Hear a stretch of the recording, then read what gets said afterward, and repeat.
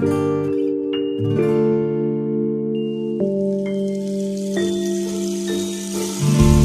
ay doğar ilk akşamdan, geceden neydem neydem geceden. Şavkı vurmuş pencereden, bacadan dağlar kışımış. Yolcum üşümüş, perişanım ben. Yüce dağ başından aşırdın beni, neydem neydem yar beni.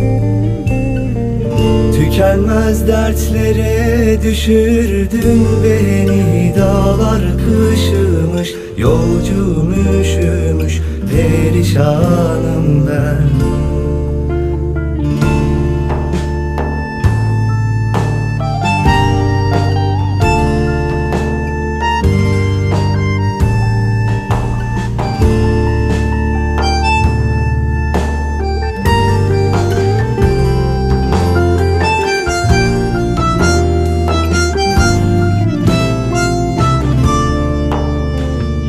Madem soysuz bende gönlün yoktu, neydem neydem yoktu. Niye doğru yoldan şaşırttın beni, dağlar kışımış, yolcum üşümüş, perişanım ben.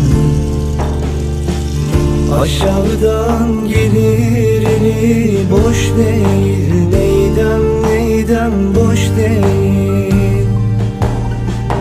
Söylerim söylemez gönlüm hoş değil, dağlar kışımış, yolcum üşümüş, perişanım ben.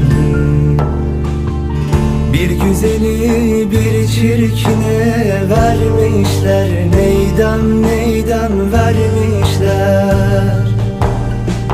Baş yastığı kendisine eş değil, dağlar kışımış, yolcum üşümüş, perişanım ben.